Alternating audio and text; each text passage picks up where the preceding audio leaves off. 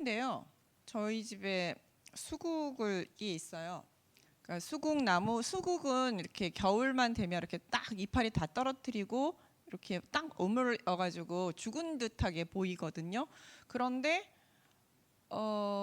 되게 추운 날, 지지난주 토요일 날 추웠는데 이렇게 베란다에서 보니까 얘가 이렇게 파랗게 싹이 나고 있더라고요.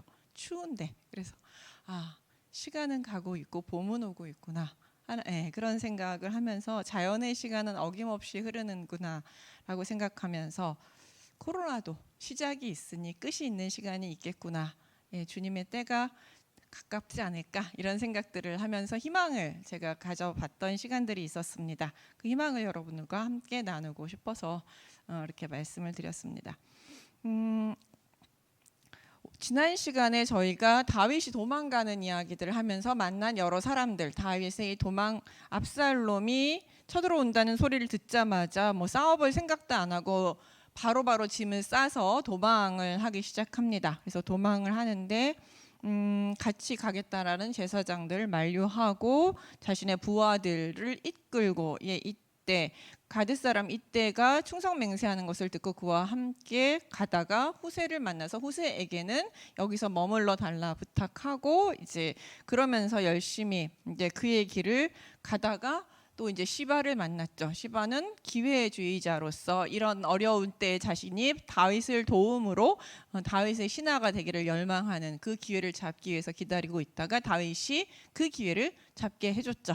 시바의 말을 그대로 들어주었습니다. 이렇게 이제 어려운 상황이 되었을 때 여러 사람들을 만나는 와중에 그래도 여기까지는 그래도 다윗에게 호의적인 사람들을 만났죠. 도와주겠다라든지 함께 가겠다라든지 이런 사람들을 만난 반면 오늘 읽은 본문의 시므이라는 사람은 다윗이 망한 것을 가장 즐거워하는 사람, 기뻐하는 사람 중에 하나입니다. 누군가 만날 때 그 사람을 도와주려는 사람도 있는 반면에 그의 망함을 기뻐하는 사람도 있기 마련입니다. 이 시므이는 누구냐 하면 사울의 친족이라고 이야기합니다. 바울임의 이름에 사울의 친족한 사람이 게라의 아들이요 이름은 시므이라 그가 나오면서 계속 저주합니다. 그러니까 사울 가문 사람이에요. 그러니까 다윗 왕조가 생기면서 사울 가문 사람들은 전부 중앙에서 밀려나고 되게 어려운 상황들이 되었겠죠. 물론 하나님의 선택입니다. 그러나 어쨌든 현실을 살고 있는 그들에게 있어서 사울 왕조가의 무너짐 그리고 자신의 모든 권력과 힘을 잃어버리는 것들, 명예를 잃어버리는 것 이런 것들은 그들에게 참을 수 없는 치욕과 힘든 생활들이었겠죠. 그런데 그러면서 다윗 생각하면 항상 이를 뿌득뿌득 깔고 있을 수 있습니다. 그러다가 다윗이 망했다는 소리, 다윗이 도망간다는 소리를 들으니 가서 구경이라도 하면서 저주라도 퍼붓고 싶은 마음이 욕이라도 해주고 저주라도 퍼붓고 싶은 마음이 들었어요. 이런 거는 내가 미워하는 사람의 망함을 기뻐하는 것은 인간의 어떻게 본성이라고 할 수 있습니다. 그래서 계속 저주를 합니다. 근데 이제 이때 그러면서 돌까지 던지면서 모든 다윗과 다윗의 그 신하들에게 돌을 던지면서 이제 막 저주를 하는데 그 가운데 뭐라고 이야기를 하느냐면 저주의 말 가운데 피를 흘린 자여 사악한 자여 가거라.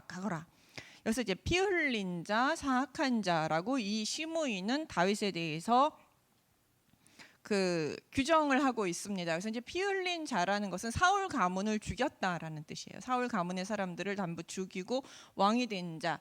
그러니까 이 시므이의 입장에서 다윗은 정당하게 왕이 된 자가 아니라 반역을 일으켜서 그가 사악한 자라는 뜻도 마찬가지 연결이 됩니다. 그러니까는 시므이가 바라보는 다윗이 왕이 되는 과정은 사울 가문에게 반역을 일으켜서 부당하게 왕이 된 인물이라고 생각을 하는 것이죠. 그렇기 때문에 피 흘린 자,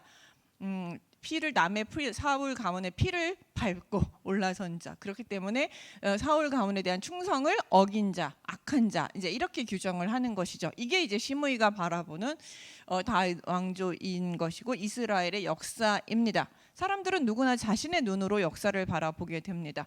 시므이의 관점에서는 이제 다윗 사울의 왕조의 몰락과 다윗 왕조의 등극은 이런 관점으로 바라보게 되는 것이죠. 자신의 가문이 무너졌으니까 그렇게 바라볼 수밖에 바라본 것입니다. 자신의 이익대로. 그러니까 이렇게 보면 그러니까 하나님께서 이제 너를 망하게 하셔서 압살롬의 너의 손에서 압살롬의 손에 넘기셨고, 보라 너는 피를 흘린 죄로 화를 자초하는 자였다.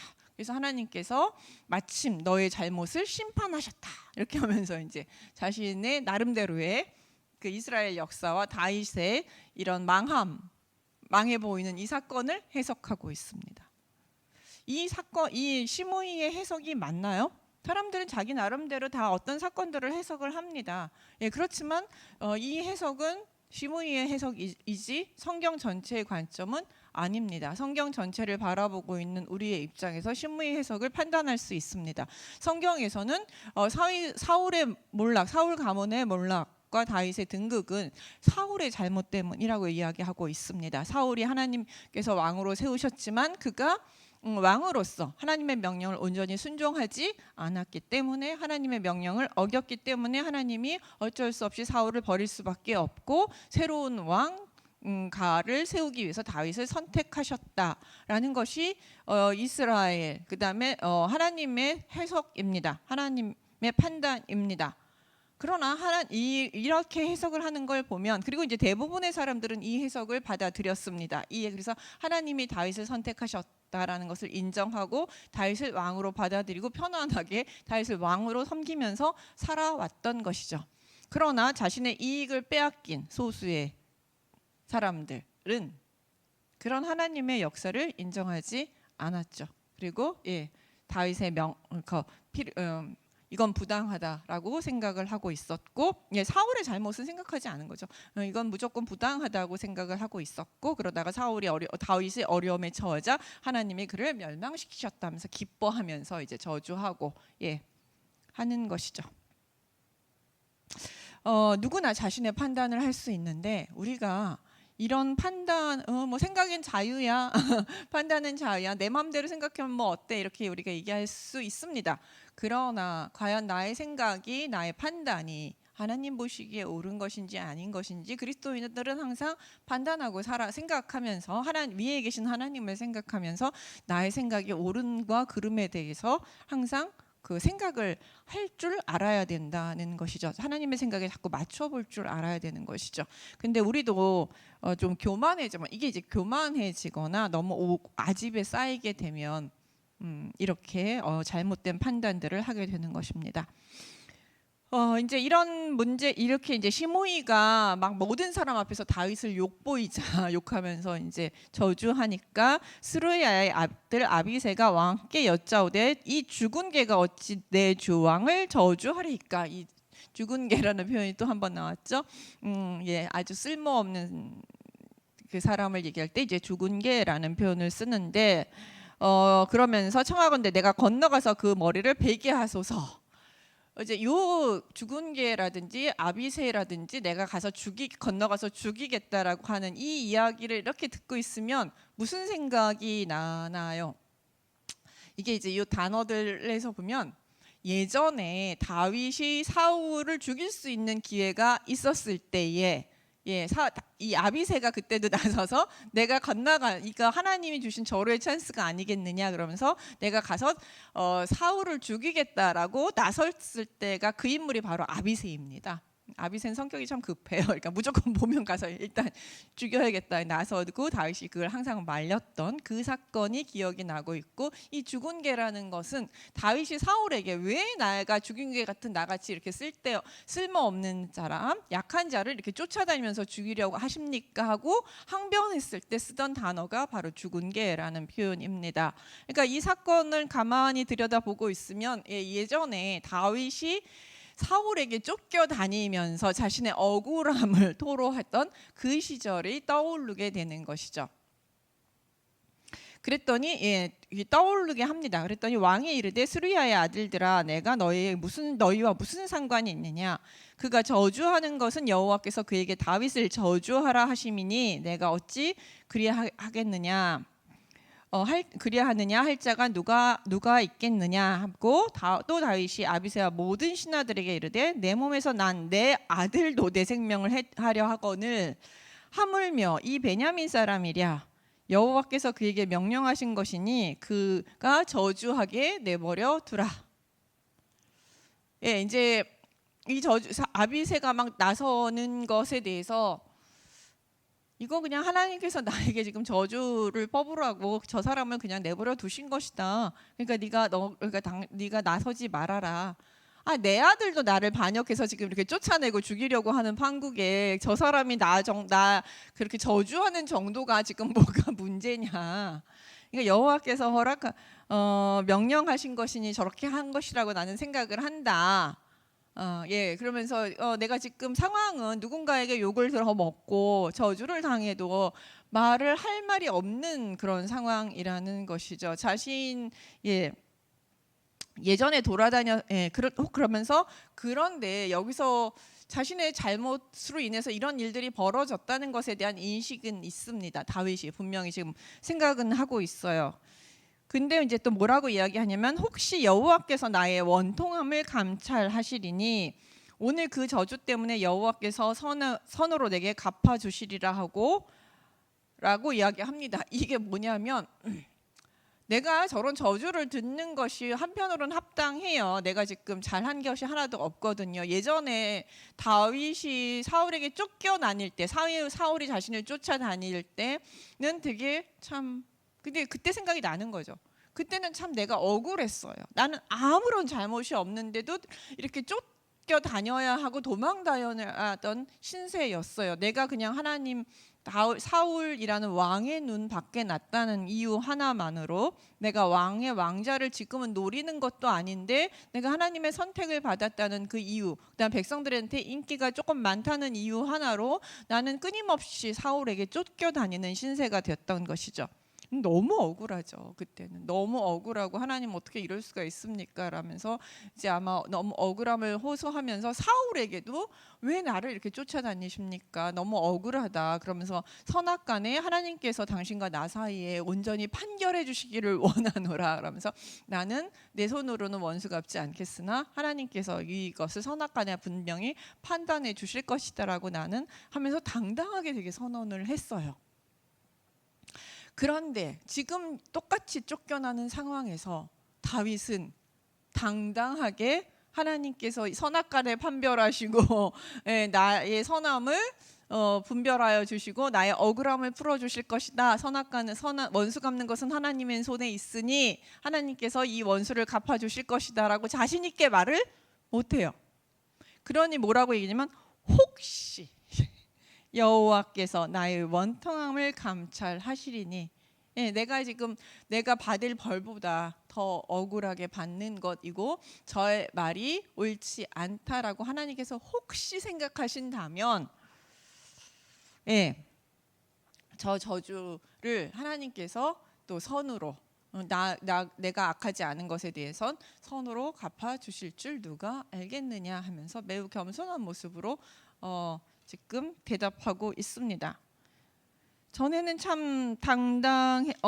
그러니까 전에는 내가 되게 당당했기 때문에 당당하게 이야기할 수 있었지만 지금 나는 잘못한 게 있어요. 나도 잘못한 게 있고 그 잘못 때문에 내가 지금 이렇게 쫓겨다니는 상황 속에서 누군가한테 막 욕을 먹을 때 나 한편으로는 억울한 부분도 있어요. 내가 잘못했으니까 내가 저런 욕을 먹어도 다 싸지 뭐 이렇게 하면서 한편은 수그려지는 마음도 있지만 내가 저 시무이 같은 인간한테까지 저렇게 욕을 먹어 만큼 잘못했는가라는 억울함도 인간적인 마음속에 같이 지금 공존을 하는 거죠. 다윗 마음속에도 공존을 하니까 혹시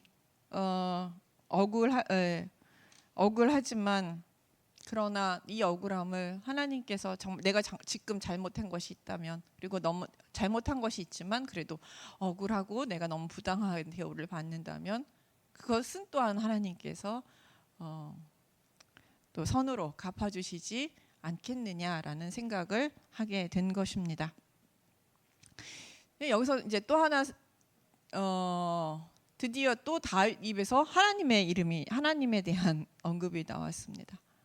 시므한테 욕을 먹으면서 그는 잊혀졌던 자신의 과거의 모습, 그 사울한테 쫓겨다녔을 때의 그 억울 뭐죠? 잘못이 없었을 때에 하나님 하나만 의지하고 광야든 산길이든 어디든 가면서 도망 다니면서도 하나님 하나만 의지하고 다녔던 그 시절이 떠올랐고, 내가 사울한테 죽을 고비를 넘겼음에도 불구하고 사울 앞에서 당당할 수 있었던 그때의 신앙적인 모습들이 기억이 났겠죠.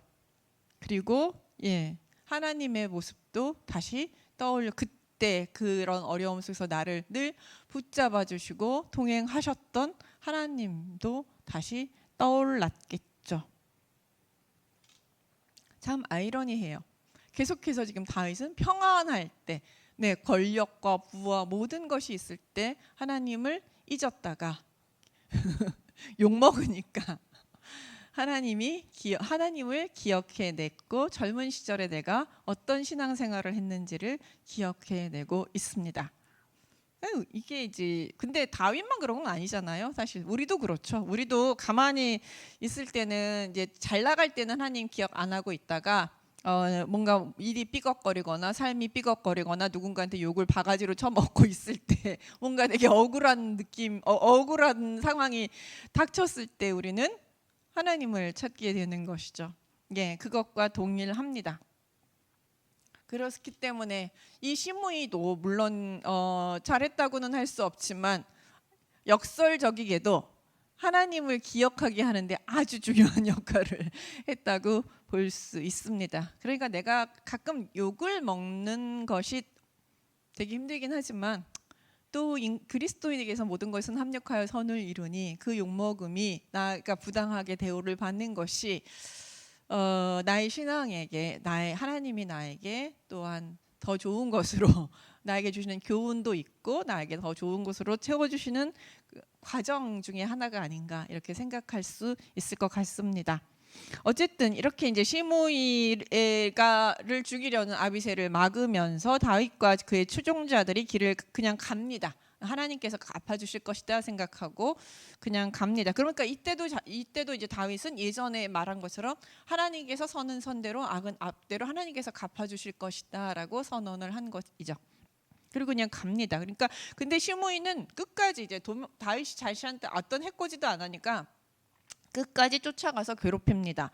산비탈로 따라가면서 저주하고 그들을 향하여 돌을 던지면 먼지를 날리더라. 그러니까 끝까지 쫓아갑니다. 그러니까 여기서 바울이면서 쉴 수가 없었어요. 여기 있으려면 이제 쫓아다니면서 괴롭히니까.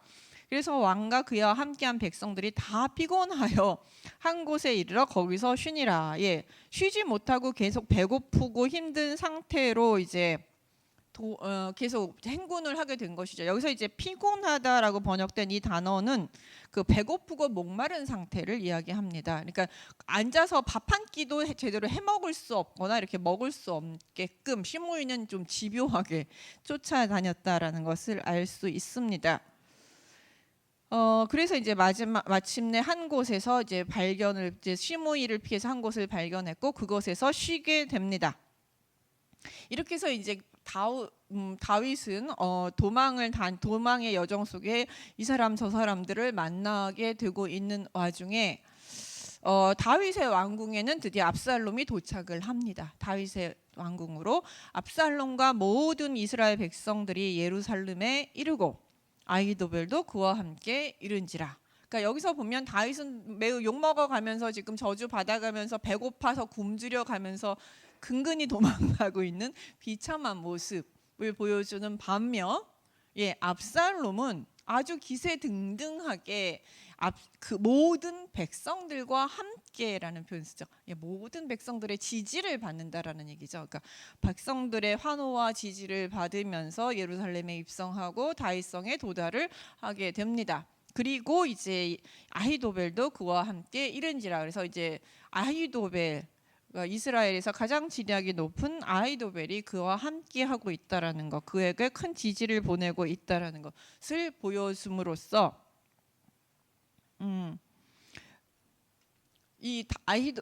매우 성공적으로 지금 압살롬이 반란을 성공적으로 성취했다라는 것을 보여주고 있습니다. 근데 이제 이렇게 다윗궁에 들어섰을 때 누가 이들을 환영했느냐면 다윗의 친구 아렉 사람 후세가 압살롬에게 나아갈 때 그에게 말하기를 왕이여 만세, 왕이여 만세 하면서 예, 아주 후세가 적극적으로 압살롬을 환영하면서 왕 만세 만세 만세 막 그렇게 하면서 적극적으로 이제 그 압살롬이 왕으로 들어오는 것을 환영하고 있습니다. 매우 격렬하게 적극적으로 나서서 이제 했죠. 근데 여기서 보시면 그 후세에 대한 표현이 계속 뭐라고 나오냐면 다윗의 친구라는 표현을 계속 씁니다. 그러니까 다윗의 친구라는 표현을 쓰면은 여기서 지금 후세가 아무리 압살롬에 대해서 와 만세 만세 압살롬인 진정한 나의 왕이십니다. 당신의 반역을 정말 축하드립니다. 당신이 왕이 되신 것을 나는 정말로 환영합니다. 나는 정말 당신의 종이 되고 싶습니다. 적극적으로 막 그 앞에 엎드리면서 찬양하면서 막 그런 모든 액션을 다 했겠죠. 그리고 그 액션 중에 하나로 이제 여기서는 좀 짧게 왕이여 만세, 왕이여 만세라는 표현으로 썼지만 이 사람의 본래 정체성은 뭐라는 것을 우리에게 알려주는 거죠. 다윗의 친구이고 다윗의 부탁으로 이곳에 남아 있어서 지금 다윗의 계략을 다윗에게 정보를 주고 압살롬의 계략을 좀 망하게 하기 위해서 지금 이곳에 머물러 있다라는 사실들을 알려주고 있는 것입니다. 그러니까 다윗의 친구라는 말 속에서 우리는 다윗과 후세가 했었던 약속을 기억하게 됩니다. 그러니까 후세가 왜 저렇게 과장되게 격렬하게 지금 압살롬을 환영하고 있는지를 우리는 그 이유를 알 수 있죠. 압살롬은 몰라요. 그러나 우리는 그 사실을 알고 있습니다. 그러니까 그거를 지금 우리에게 얘기해 줘요. 그러니까 이렇게 생각지도 못한 인물이 자신을 격렬하게 환영을 하니까 압살롬도 의아하죠. 이게 뭐야? 하면서 압살롬이 후세에게 이르되 이것이 내가 친구를 후대하는 것이냐? 내가 어찌하여 내 친구와 함께 가지 아니하였느냐? 라고 묻습니다. 아니 세상 모든 사람이 후세는 다윗의 친구라는 사실을 다 아는데 너는 다윗의 친구인데 어떻게 그 다윗을 배반하고 나를 이렇게 왕으로 섬기는 것이 네 친구에 대한 진정한 의리냐 네 친구를 정말 후대하는 것이냐 잘 대해주는 것이냐 은혜를 베푸는 것이냐 너 같은 사람은 일손이로 마땅히 다윗을 따라가야 되는 게 마땅하지 않느냐 이런 의미인 거죠. 그러니까 너는 배신자라고 아예 대놓고 얘기해. 어떻게 다윗의 친구가 나를 이렇게 격렬하게 환영하느냐. 야 진짜 넌 배신자다 라는 것이죠. 그래서 이라고 얘기합니다. 그렇게 이제 막 비웃고 조롱하면서 후세의 이 행동에 대해서 믿으려고 하지 않습니다. 너무 의외의 사람이 남아서 자신을 환영하고 있으니 약간 믿기지 않았습니다. 의심이 좀 있었던 것이죠. 근데 후세가 뭐라고 얘기하냐면 압살롬에게 이르되 그렇지 아니하니이다. 내가 여호와와 이 백성 모든 이스라엘의 택한 자에게 속하여 그와 함께 있을 것이나이다. 저는 사람에게 충성하는 것이 아닙니다. 나는 이 백성과 여호와께서 선택하신 그 왕에게 충성하는 자입니다. 라고 이야기를 하는 것이에요. 그러니까 지금은 내가 다윗에게 충성한 것은 다윗이 왕이었기 때문에 그에게 충성한 것이지 결코 그가 다윗이라는 사람을 좋아해서 그에게 충성한 것이 아니라는 것입니다. 아니라고 이야기를 하는 것이에요. 그래서 이 백성과 여호와께서 선택하신 그에게 나는 속하였다. 그러니까 만약 압살롬은 그러니까 이제 이 말 속에는 뭐가 들어가 있느냐면 지금 압살롬 내가 당신을 이렇게 당신의 친구가 되기를 원하는 것 그리고 당신을 이렇게 환영하는 것 당신을 승리를 환영하는 것은 당신이 이 백성과 그다음에 하나님께서 택한 자이기 때문입니다 라는 것이에요. 그러니까 이 말 속에는 상당히 여러 가지 말들이 들어가 있는 것이죠. 그러니까 나는 사람에게 충성하지 않고 하나님이 선택하고 백성이 선택한 왕이라는 사람, 왕에게 충성하는 자이고 그렇기 때문에 다윗에게 충성을 했고 이제 지금은 하나님과 이스라엘 백성들이 당신 압살롬을 선택했으니 그래서 나는 당신에게 속한 자입니다. 그래서 나는 당신에게 이렇게 충성을 맹세합니다. 라고 이야기를 해요.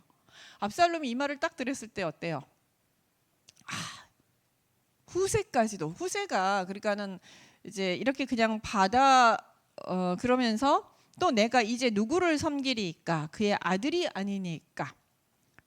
그의 아들 다윗의 아들이 아니니까 내가 전에 왕의 아버지를 섬긴 것 같이 왕을 섬기리이다. 그러면서 왕의 아들인데 내가 다윗의 친구였기 때문에 지금 이제 그의 아들을 섬기는 것은 지극히 당연한 게 아니겠습니까? 라고 이야기를 하는 것이죠. 이것은 절대 다윗을 배신하는 것이 아니라 다윗의 아들을 섬기는 것이 꼭 다윗의 아들을 또 잘 섬기는 것이 또 다윗을 위한 것이기도 하다. 뭐 이런 이야기를 하는 것이에요. 그러니까 이 후세이는 참 말을 잘해요. 이런 걸 보면은 정말 뛰어나. 그래서 왜 다윗이 후세를 여기다 남겨놓고 얘기했는지 알 수 있을 정도로 정말 그 언변이 뛰어난 인물입니다. 그러니까 이 말에 그대로 받아들입니다. 압살롬은 받아들여요. 그러니까 압살롬이 후세를 받아들이는 것은 이 너무 매끈한 말, 그 다음에 후세조차도 자신을 왕으로 선택했다라는 사실에 대해서 으쓱한 부분이 있고, 또한 그 다윗 궁 안에서 이 후세가 그동안 많은 권력을 가졌겠죠. 다윗의 친구라고 이야기를 하니까 정치적으로 봤을 때 상당히 많은 권력들을 가지고 있었을 것이고 뛰어난 인맥을 가지고 있었을 것입니다. 그러니까 후세 하나를 내 사람으로 포섭하면 그 후세와 연결된 모든 사람들이 다 내 편으로 돌아서게 되거든요. 그러니까 다윗과 친했던 사람들, 다윗을 지지했던 사람들도 후세가 설득하러 다니고, 후세가 압살롬을 지지한다는데 나도 그럼 같이 지지하지 이런 식으로 해서 정치적으로 압살롬이 다윗궁에서 예루살렘에서 권력을 잡기가 훨씬 쉬워집니다.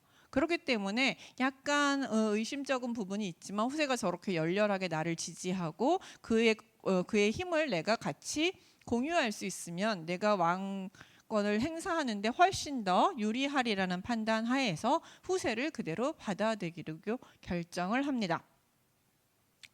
이런 걸 보면은 그러니까 너무 친한 사람인데 그렇게 그냥 딱 받아들이는 것을 통해서, 그러니까 조용히 또 하나의 우리는 여기에 뭐가 있느냐. 압살롬은 자신에게 가장 좋은 판단을 했겠지만 또 한편으로 우리는 하나의 역사를 또 봅니다. 다윗이 하나님께 기도했던 그 기도, 아히도벨의 계략을 패하게 해달라고 했던 그 기도, 그러면서 후세에게 그것들을 부탁했던 그 장면들이 이 압살롬이 후세를 받아들이는 이야기를 통해서 뭔가 약하게 보이지 않게 뭔가 면면이 새로운 기류가 흐르고 있구나, 다윗의 기도가 뭔가 바닥으로 흐르고 있구나라는 것을 우리는 감지하게 됩니다. 그리고 이제 감지하게 되고 그것이 이제 17장에서 꽃을 피우게 됩니다. 그러나 17장은 다음 달에 할 것이고 오늘은 이제 16장에서 마치는데, 그러고 나서 이제 후세를 받아들인 다음에 압살롬이 아히도벨에게 이르되 너는 어떻게 행할 계략을 우리에게 가르치라. 이제 그 지략가로서 어떻게 이제 내가 이 왕궁을 장악하고 내가 왕으로서 무엇을 하는 것이 좋을지 나한테 계략을 말해달라라고 요청하니까 아히도벨이 압살롬에게 이르되 왕의 아버지가 남겨두고 왕궁을 지키게 한 후궁들과 더불어 동침하소서. 그리하면 왕께서 왕의 아버지가 미워하는 바 됨을 온 이스라엘이 들으리니 왕과 함께 있는 모든 사람의 힘이 더욱 강하여지리다 라고 얘기를 해요. 그러니까 여기서 제안한 것은 다윗 왕의 후궁들과 동침하라는 것입니다. 그것도 이제 공개적으로 동침하라고 이야기를 합니다. 고대에는 이제 강간문화라는 것이 있습니다. 왕이 이제 반역을 일으켜서 새로운 왕이 등극을 했을 때는 이전 왕의 후궁들이나 아내를 강간함으로써 그 왕이 이제 완전히 폐위가 되고 내가 그를 새로운 왕이 되었다라는 것을 그런 성폭행이나 이런 소유 이런 것들을 여성을 소유하거나 성폭행함으로써 이제 드러내는 그런 고대 문화들이 있습니다. 고대 근동에는 이런 사건들이 상당히 많이 있습니다. 근데 이제 근데 아주 그게 효과적이에요. 그러니까는 이렇게 이런 사건을 벌임으로 인해서 이제 이전 왕은 완전히 힘을 잃고 완전히 힘을 상실하고 새로운 왕이 새 힘을 얻었다라는 어떤 상징적인 것을 보여주는데 가장 효과가 좋은 방법 중에 하나입니다. 아히도벨이 바로 그것을 제안한 것이죠. 그 방식을 고대 사회 일반 사회가 쓰는 방식을 보여주고, 그러니까 제안을 했고, 그다음에 또 하나의 이유는 이렇게 하게 되면, 근데 지금 이거는 보통 그 전에 왕을 죽이고 나서 반란을 일으켰을 때 사용하는 방법인데, 지금은 다윗이 아직 살아 있잖아요. 그러니까 이제 이 방법을 사용하기에 그렇게 적당하지는 않습니다. 그러나 이제 좀 더 이 아히도벨은 다윗을 거의 죽은 것처럼 간주하면서 이제 완전 무력화시키기 위해서 이 방법을 제안한 것이고, 또 하나는 이제 압살롬이 이제 다윗의 첩들을 성폭행하게 강간을 하게 되면 다윗이 이 압살롬을 엄청 더 미워하겠죠. 예, 더 미워하겠죠. 지금 왕위를 빼앗은 것과 그다음에 이제 그 자신의 첩들을 또 성폭행한 것은 또 차원이 다른 좀 더 그의 감정을 더 건드리는 문제입니다. 그러니까 이제 엄청난 분노를 더 가질 수밖에 없고, 그렇게 되면 압살롬의 그 반란을 지지했던 인물들, 압살롬 주변에 있던 인물들을 다윗이 더 미워하겠죠. 더 싫어하겠죠. 그러면 다윗이 혹시라도 성공을 해서 다시 돌아왔을지라도 이 압살롬 주변에 있던 사람들은 다시 돌아왔을 때 한 명도 살려두지 않겠죠. 예, 바로 그거를 노린 겁니다. 그렇게 되면 한 명도 살려두지 않을 거라는 것을 알게 되면 압살롬 옆에 있던 사람들은 압살롬의 권력이 그대로 유지되는 것이 나의 목숨이 유지되는 것과 같이 한 배를 타게 되는 것입니다. 그 맥락 더 끈끈한 그런 우리가 어떤 뭐라 그럴까요?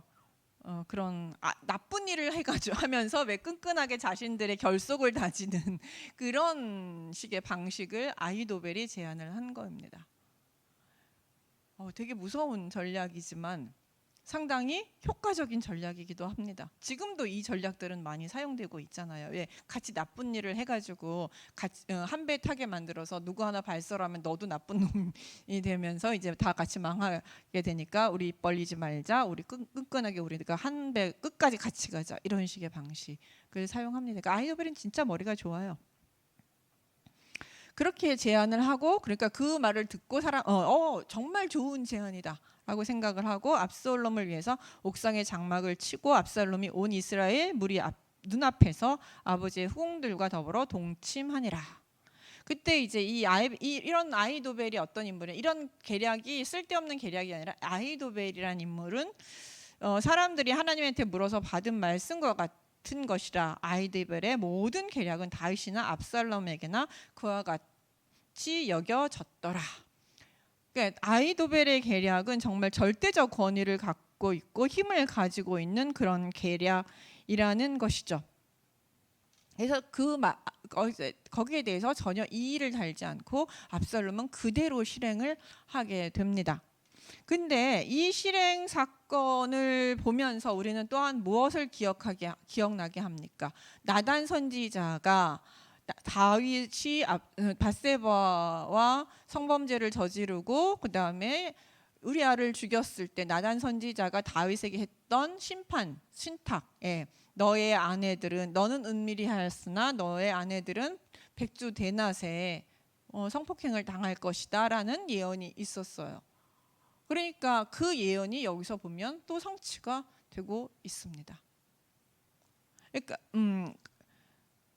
의도한 것은 아니지만 어쨌든 간에 이것이 하나님의 뜻이다라고 말하기는 어렵습니다. 왜냐하면 그렇게 말하면 가해자가 하나님이 되니까 되게 어려운 상황이 되기는 하지만 어쨌든 간에 이런 계속 악의 그 죄의 결과들이 결국은 그런 꽃을 피울 수 있는 배경들을 장을 깔아주게 되고 아히도벨로 인해서 그런 심판의 어떤 심판이 성취가 되는 그런 일들이 일어나게 된 것이죠.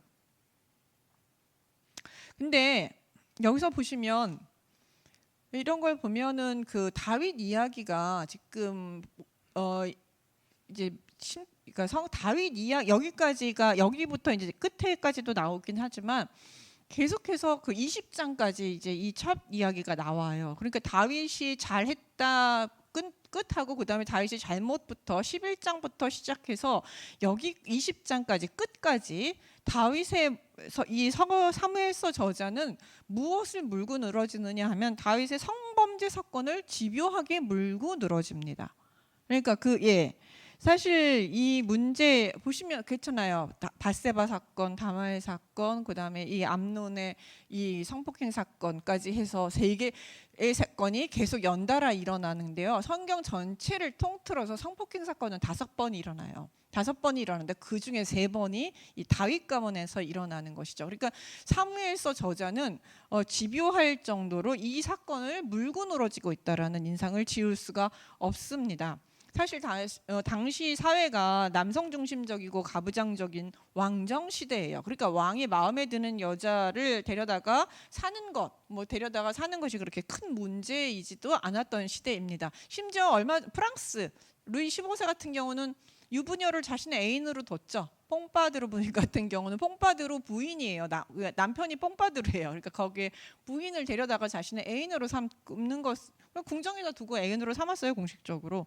그런 시대, 그러니까 왕이 애인을 둔다거나 어떤 여자를 취한다거나 이런 게 그렇게 윤리적으로 그다지 문제가 되는 시대는 아니었던 것이죠. 그러니까 또 전쟁이 빈번하게 일어난 시대 속에서 사람 하나, 자기 부하 하나, 신하 하나 죽이는 게 그렇게 왕에게 아주 절대적인 흠이 되는 그런 시대도 아니었던 것이죠. 그 왕자나 왕이 또 자신이 좋아하는 여자들 취했다가 버리고 하는 문제들도 수시로 일어나는 일이고, 그다음에 여자들 다른 전쟁을 하고 여자를 잡아다가 성폭행하고 이렇게 하는 것들이 또 이제 그렇게 다반사로 일어나던 시대입니다. 이 시대가 다윗 성경에 쓰여졌던 그런 시대가 사실 일제 시대 때도 그랬잖아요. 일본인들이 이렇게 이제 인간 사이에 흔히 일어나면 별로 심각하게 여기지 않고 있던 이런 성범죄 사건을 사무엘서가 집요하게 물고 늘어지는 이유가 과연 무엇일까? 우리 이제 생각을 한번 해보게 됩니다. 다윗도 암논도 압살롬도 아히도벨도 그 이유는 이 등장하는 인물들을 가만히 들여다보면 성범죄와 여성을 자신의 권력을 위한 도구로 사용한다는 것을 심각한 문제로 생각하지 않고 있다라는 것이죠.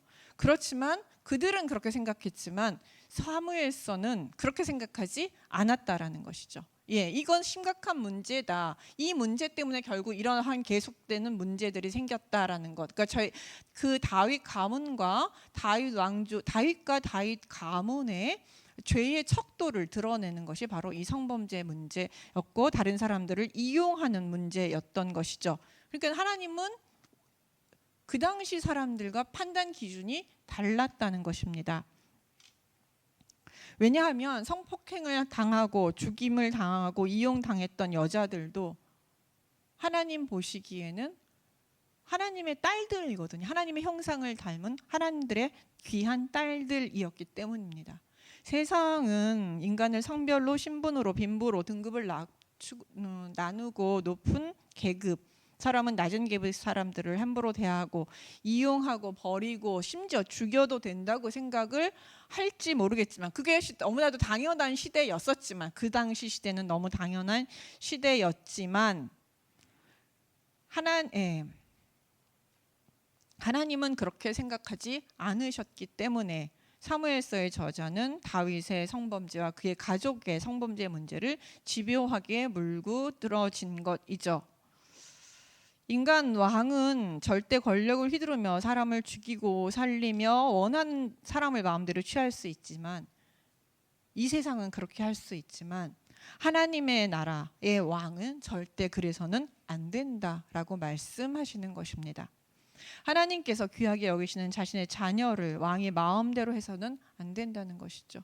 그들 눈에 약해 보이고 별 볼 일 없고 노예일지라도 그들은 다 하나님의 형상을 가진 하나님의 자녀이기 때문에 그렇습니다. 그리고 하나님을 섬기는 나라는 비록 왕일지라도 하나님의 말씀의 법을 따라야 한다는 것입니다. 그 시대는 다 그렇게 하고 그게 그렇게 나쁜 일이 아니라고 말하지만 하나님은 그 세대를 따라 사는 자신의 백성들에게 그렇게 사는 것은 옳지 않다. 다윗도 압살롬도 아히도벨도 암논도 그렇게 하는 것이 별로 문제가 되지 않는다고 생각했지만 하나님은 그것은 잘못이다. 하나님의 법에선 잘못이다 라고 알려주시기 위해서 집요하게 그 문제를 물고 늘어지신 것입니다. 세상을 따라 살지 말라. 하나님의 백성은 하나님의 법대로 살라라고 말씀하고 계십니다. 하나님의 율법의 가장 핵심, 하나님을 사랑하고 이웃을 사랑하는 것, 그리고 그 이웃에는 나 위에 모든 사람이 다 들어간다는 사실들을 우리를 이게 알려주는 것입니다. 나와 다른 사람을 나와 동등한 사람으로 대하는 것이 하나님이 하나님의 자녀에게 원하시는 삶의 방식이며 이것이 바로 사랑과 정의라고 하나님께서는 우리에게 알려주시고 계십니다. 그렇기 때문에 고대에서 너무나도 당연했던 얘기들을 우리는 잘못했다, 이들은 정말 잘못을 했구나라고 읽을 수 있게 잘못했다고 우리에게 말씀해 주시는 것이죠. 하나님이 하나님의 자녀에게 원하시는 삶의 나는 혹시 그래서 이 말씀을 들으면서 다른 사람을 존중하는지 혹은 나의 이익을 위해 수단으로 생각하고 있는 것은 아닌지 혹은 나의 이익을 위해 차별을 정당화하고 있는 것은 아닌지 이 말씀을 통해서 생각해 보는 시간이 되었으면 좋겠습니다. 기도하겠습니다.